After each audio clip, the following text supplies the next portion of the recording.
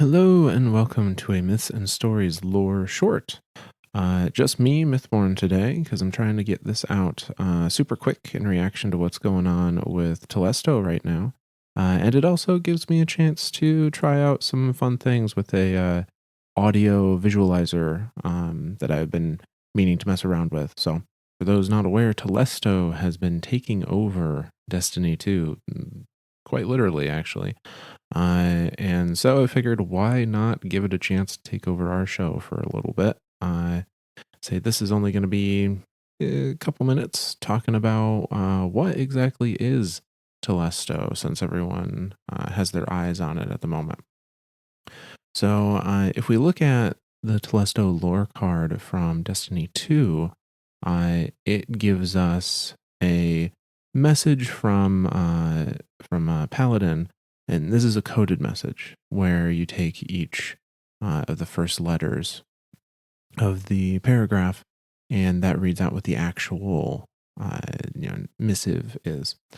Um, Unfortunately, it doesn't really give us any information about the gun.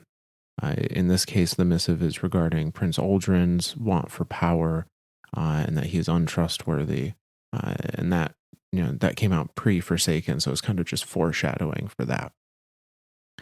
But we get a little more information if we look at the D1 Grimoire card for Telesto, which came out with the Taken King. And that one is also a message, but it gives us some more relevant info. So that one says, expanded search of Saturn's nearby moons produced only one notable discovery. A cloud of harbinger matter collected around Saturn's 13th moon, designation Telesto. A sample is enclosed for your examination. Still no sign of our primary objectives. Continued survey of the remaining 100,000 cubed kilometers of space is underway. But as Armada Paladin of the Awoken, it is my duty to officially recommend declaration of the death of the following: Paladin Yasmin Eld, Paladin Leona Brill, Paladin Abra Zaire, Paladin Pavel Nolg, Tekian Shuro, Tekian Sadia, Tekian Kali, and the Awoken Queen, Marasov.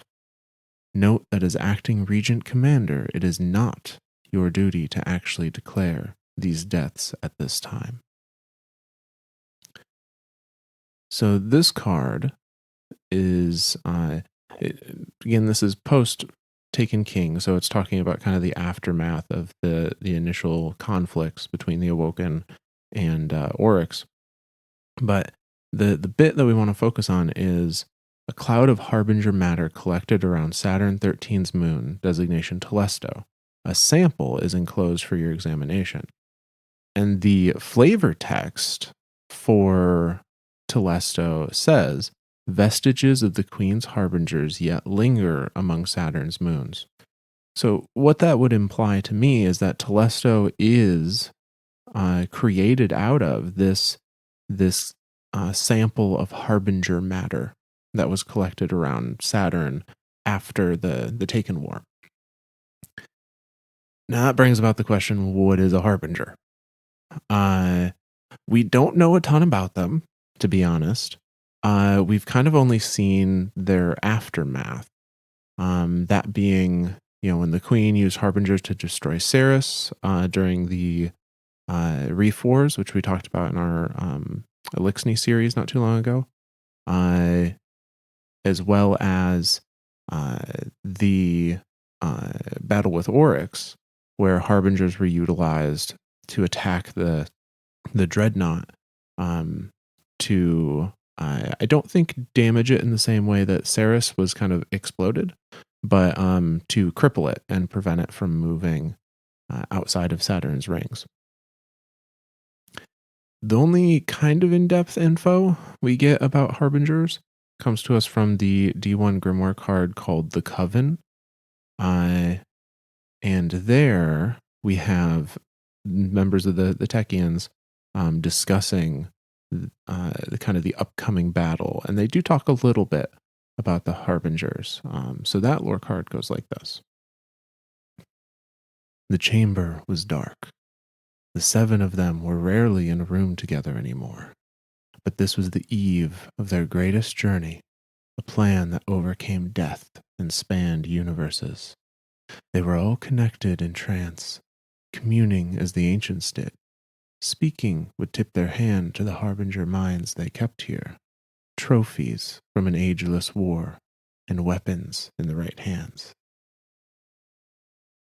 Oryx could kill her if she holds on too long, Sadia offered through the silence, fearing what was to come. We took an oath long ago, obedience even in the face of defeat. Nasia despised fear. Only a defeat here, now, not there, then. Ilin wandered between the two sides of three. The amulet around her neck marked Ilin as the coven's mother, granting her visions beyond the veil, places only the queen could go. So we hope. Callie had long sought the power of the amulet, but Techians are taught not to desire. Our queen awaits? Lucille attempted to end the challenges. There was little time and a war to fight. So now the decision is nigh. The harbingers, which to prepare? Shiro was determined to see this all through.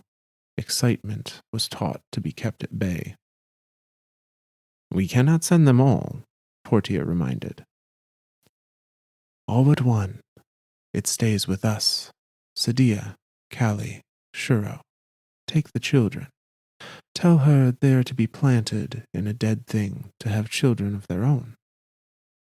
A plan hid behind Ilin's eyes, but Techians do not share their eyes with others.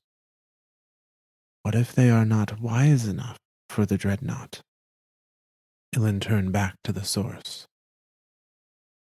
Sadia, do you not have faith in our queen? That's the end of that reading. So, some interesting things about the harbingers here. They're almost described as sentient, as, you know, some being children of whatever this oldest harbinger is, and, you know, being described as, are they wise enough for the dreadnought? So they seem to have a will of their own in some way. I guess similar to how Telesto has a will of its own and constantly is breaking the game.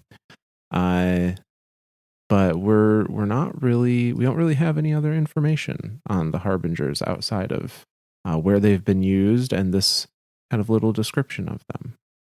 So that is going to end our little discussion regarding Telesto and the harbingers. We will wait with bated breath to see how Telesto continues to influence the game. And from this lore nerd to all the guardians out there, we'll see you next time.